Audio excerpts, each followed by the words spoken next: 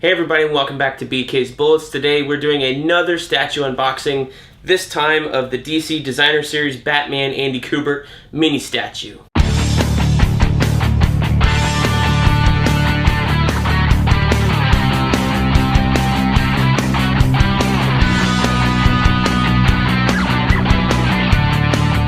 Hey everybody, and welcome back to BK's Bullets. I have another unboxing for you today. This is something I just got in the mail a few days ago. It actually arrived right after Hurricane Irma had passed our way. We still had no power, so I had no idea of when I was going to do a video for this, but this is something I had looked forward to for a long time.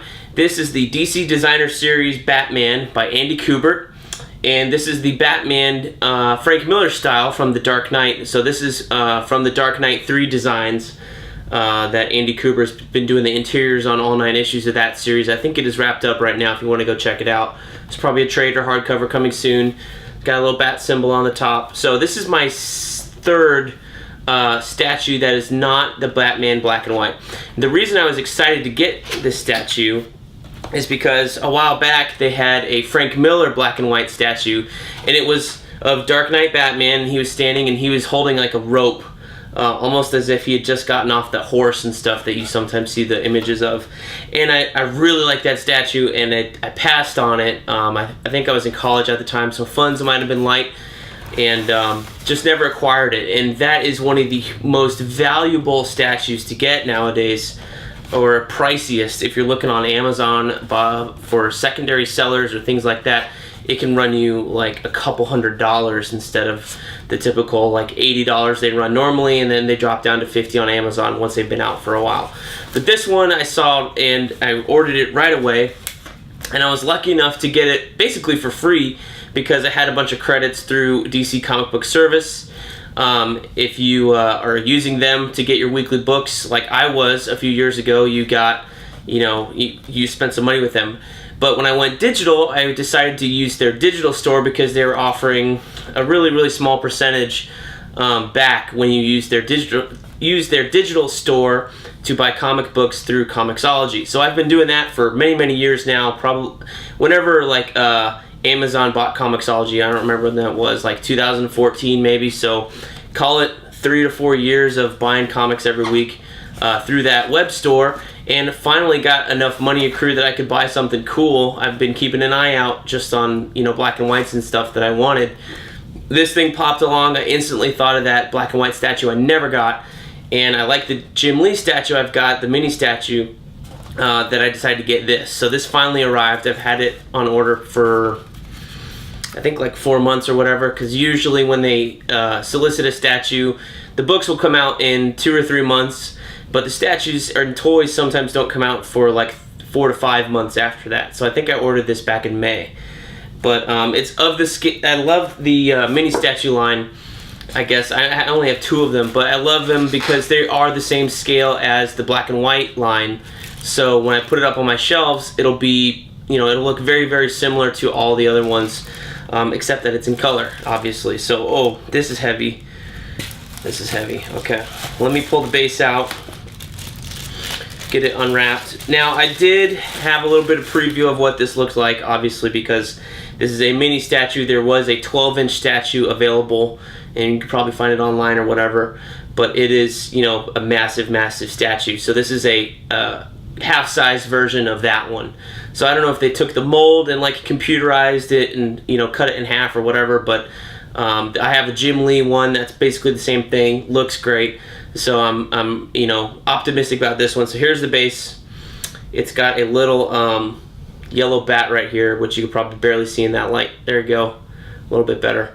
So that's cool. Got one little peg for the foot, and his foot rests off of the base, and you'll see that in a minute here when I get him unwrapped. So here he is, Batman. He is hefty. He's one of the heavier Batman statues of the size that I have, that's for sure. Definitely the Jim Lee one does not weigh this much. So, try to put him in the peg here. I will do that later. It doesn't look like it fits 100% right now. So here he is. Here's Batman.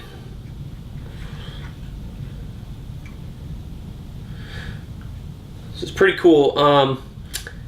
The paint on mine looks good. You can never tell because they're always kind of a, you know, they're all individually painted, so you may get one that's better than some others. I have some statues where you have the things called paint slop, where, like, you know, they're using a white brush or a yellow brush. You may get a bit of yellow on the chest instead of just on the belt here, but mine looks relatively good, so that is good.